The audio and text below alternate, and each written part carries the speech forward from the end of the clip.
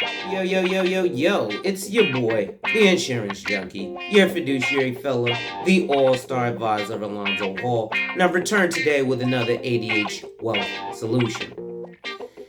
Today, we'll begin to discuss fulfilling all of your financial needs. To contribute to channel growth, the links are in the description. To schedule an appointment of your own, or to purchase life insurance directly up to $1 million with no medical exam and an instant decision, my information is in the description. Lastly, make sure you hit that like, drop a comment, subscribe, and hit that notification bell so you're made aware every time I release new content. And as always, share, share, share. And now, here's our next feature.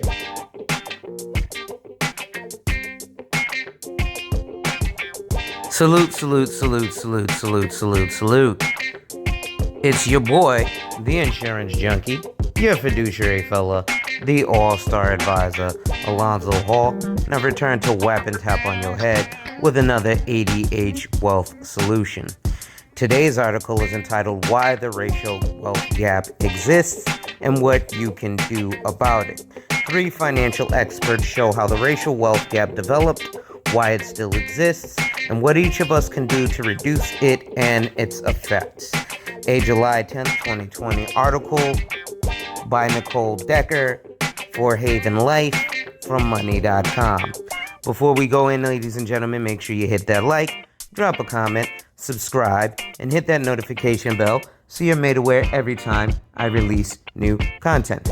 And as always, share, share, share. Lastly, to contribute to channel growth, to purchase life insurance directly up to $1 million with an instant decision and no medical exam, or to schedule a one-on-one appointment with a licensed financial professional, the links are in the description. So as we proceed to give you what you need.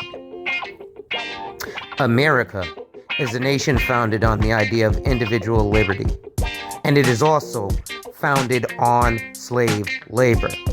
The dissonance of racial inequality shaped our country in ways that we are still working to process. Those ways include the large wealth gap between black and white Americans that has continued to grow thanks to decades of discriminatory laws and policies that have systematically kept black Americans from accessing the same financial resources and opportunities as their white peers. So what is the racial wealth gap exactly? And how much has economic inequality grown? What factors have contributed to the black-white wealth gap? And why is this racial disparity still expanding? What can individuals do to work toward closing the racial wealth gap? And what solutions are being recommended at the policy level?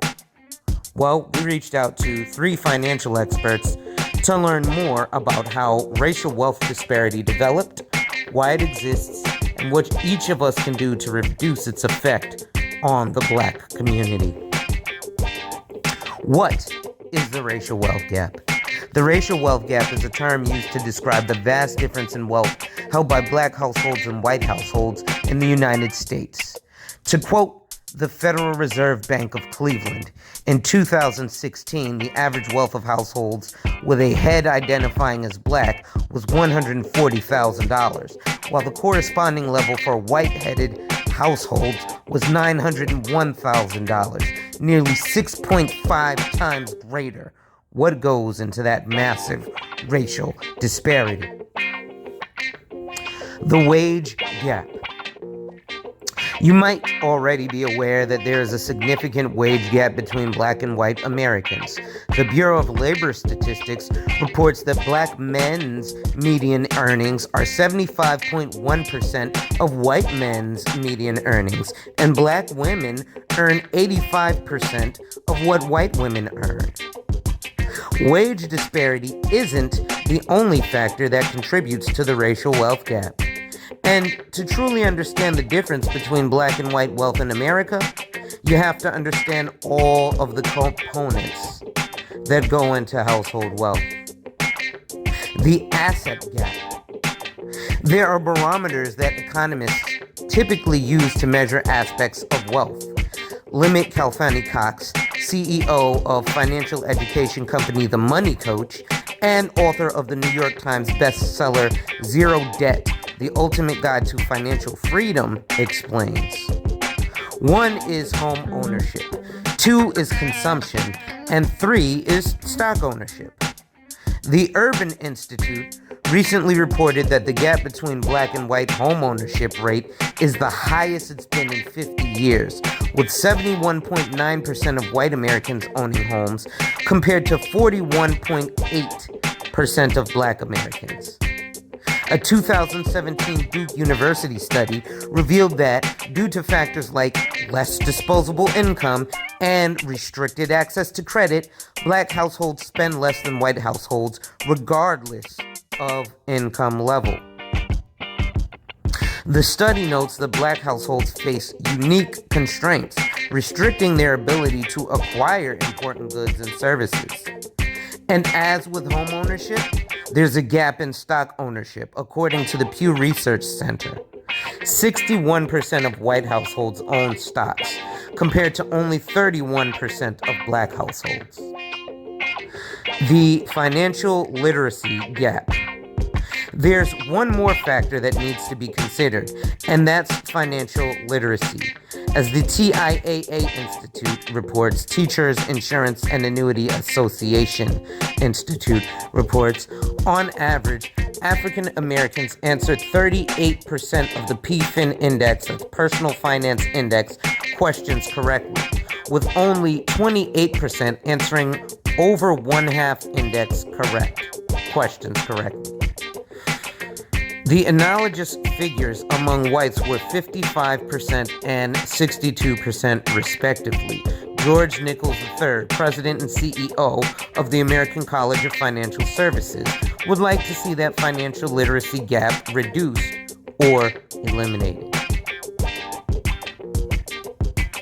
If we're not addressing how I manage money, if we're not addressing the education and the knowledge transfer necessary for me to know how to manage money and how to grow money, then you put me in a box, and I'm going to stay in that box because that's all I know. A quote from George Nichols III, President and CEO of the American College of Financial Services. So why does the racial wealth gap exist? Well, the racial wealth gap began with slavery, in which black laborers worked for more than 2 centuries for zero compensation, and even after emancipation, received no payment for those generations of slave labor. The income gap continues because of laws and policies, some of which are still in place today, enacted to deliberately or systematically prevent black Americans from building wealth. The racial wealth divide is the result of decades of discrimination in wealth building, not some personal failing, explains Chuck Collins, director of the Program on Inequality and the Common Good at the Institute for Policy Studies and co-editor of inequality.org. Kalfani Cox agrees. There's been so much structural inequality, so much racism, and so much of a legacy of legalized boosts for white Americans and barriers for black Americans that now so many people mistakenly think that if African Americans don't have a certain amount of wealth, it's because they haven't tried hard enough. Some of these legalized barriers include redlining, a discriminatory practice established during the 1930s New Deal that limited the neighborhoods in which black Americans could purchase houses. Other barriers include the Jim Crow laws established in the post-Civil War era, which segregated and marginalized black Americans for nearly 100 years. And even though the Jim Crow laws were officially repealed during the Civil Rights Movement of the 1950s and 1960s, the legacy of segregation and marginalization continued. Even when there aren't specific laws in place to prevent black Americans from building generational wealth, social and economic factors tend to hurt black Americans more than white Americans. The Great Recession, for example, had a greater effect on the net worth of black Americans, During the housing crisis, black Americans were regularly offered subprime loans regardless of their credit score. More recently, minority-owned businesses have been less likely to receive coronavirus-related government aid from the CARES Act.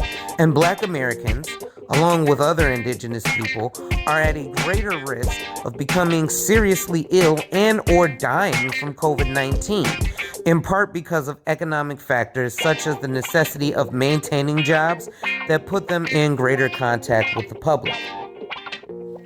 Currently, black Americans are more likely to experience employment discrimination or be cut off from the types of jobs that can help them build wealth, more likely to be targeted by police and incarcerated, less likely to have access to quality health care or even quality food.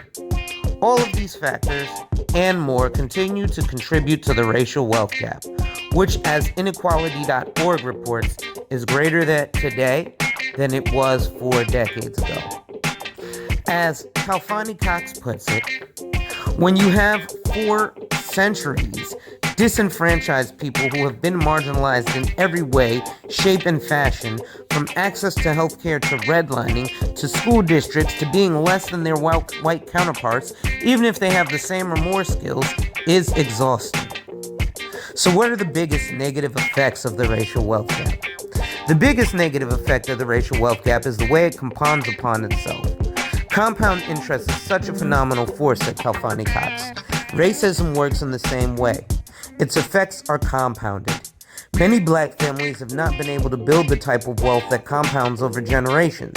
They've not been able to buy the kinds of homes that increase in value over time, take advantage of the stock market, or leave inheritances for their children.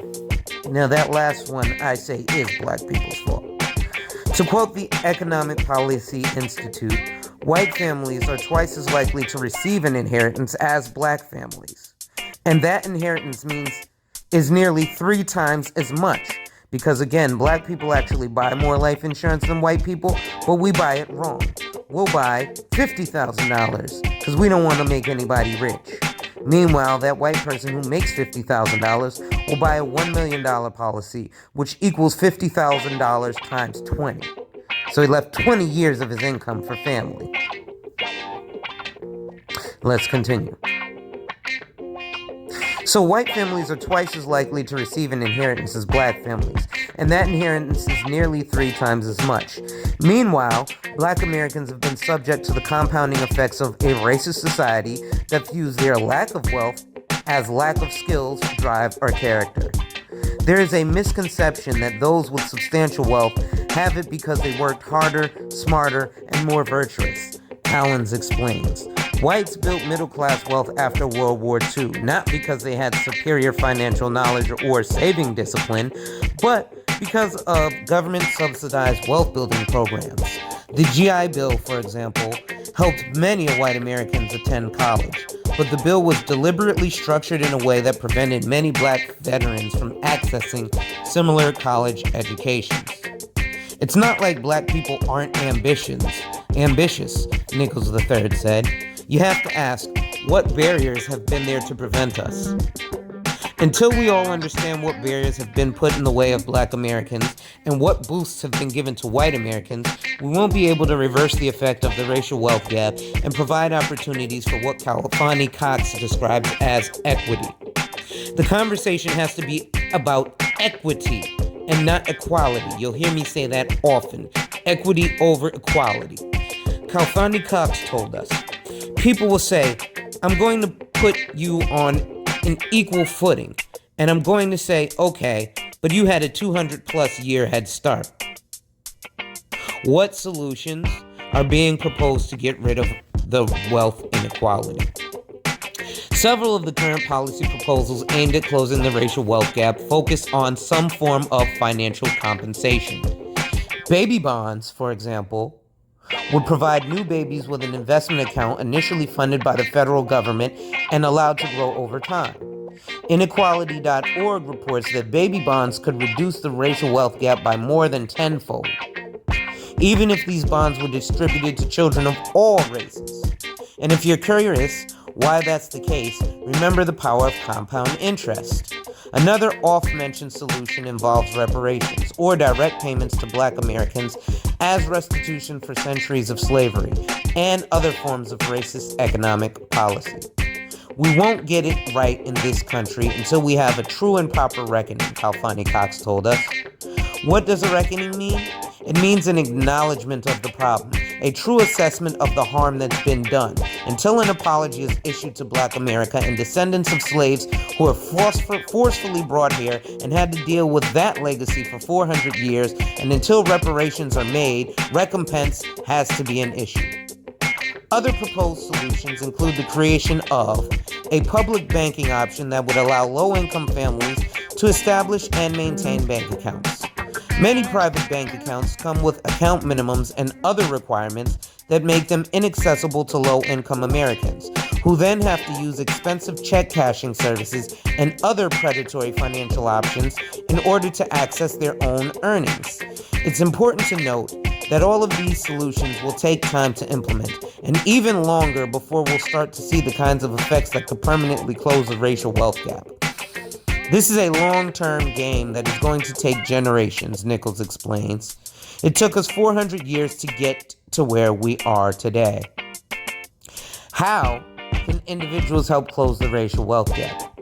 Closing the black-white wealth gap will depend largely on policy decisions. But that doesn't mean that each of us can't do our part to educate ourselves, raise awareness, and share knowledge. One thing individuals can do is tell true stories of how Advantage works, to describe the ways that family and government help contribute to family wealth building, says Collins, who is white. I have an uncle who is also white, who bought a farm in 1949 in Ohio with a 35-year, 1% fixed-rate mortgage. This program discriminated against blacks. That was his ticket on the wealth-building train to the middle class. If such a mortgage program were available today to black and brown people, we would narrow the racial homeownership gap. If you have benefited from these kinds of advantages, try to use what you have to benefit someone else. If you're hiring a new employee, for example, see if you can let go of some of the assumptions and biases that might cause you to hire someone who reminds you of yourself, as Kalfani Cox puts it. Nichols wants to see companies develop sponsorship programs that go beyond the typical mentorship program and help young black workers develop the skills and tools they'll need to become leaders and executives. Mentorship is advice, Nichols explains. Sponsorship is, you are my responsibility to help you get where you're going. If you'd like to learn more about the history of racial disparity in the black community and why it's still growing, Netflix and Vox Media Studio put together a 15-minute explainer video that covers the history of the black-white wealth gap from the beginnings of slavery to present day. You might also want to read What is Owed by Nicole Hannah-Jones, an in-depth look at the history of race in America and the importance of reparations that recently ran in the New York Times Magazine. If you want to take your reading even further, Kalfani Cox recommends The Black Tax, The Cost of Being Black in America by Sean D. Rochester. Lastly, don't forget that your vote counts. Electing local, state, and federal officials committed to equality and equity for black Americans can help eliminate discriminatory practices and or help establish reparative policies. This kind of systemic change that will likely be required to close the racial wealth gap. You can also vote with your dollars by supporting black-owned businesses, authors, filmmakers, and more. Remember that this work is going to take time, as Nichols told us. It might be generations before we see the results of today's decisions. And that is the kind of awareness and proactive decision-making that is worth the work that lasts a lifetime. But it is also worth doing and essential towards our progress as a nation. As Kalfani Cox reminds us, the wealth gap doesn't just cost black people, it costs America as a whole. Ladies and gentlemen, that's the article for today. Make sure you hit that like, drop a comment, subscribe, and hit that notification bell so you're made aware every time I release new content. And as always, share, share, share. Lastly, to contribute to channel growth, to purchase life insurance directly up to $1 million with an instant decision and no medical exam, or to schedule a one-on-one appointment with a licensed financial professional. The links are in the description. With that being said, wipe ass, work in progress every day, and see success. Salute, salute, salute. Hey folks, this last video was sponsored by my company, where we help people like you to reach their financial goals. We do this through a simple conversation where we help to identify and then protect your lifestyle, and then we implement a plan. The process starts at about an hour. So, if you want more information or you want to schedule a consult, contact me via the information in the description box, and let's talk and see if we're actually a great fit for each other. And remember, ladies and gentlemen, when people challenge you, they don't challenge you to challenge you, but they challenge you to challenge you. Accept the challenge. Thank you, and enjoy life.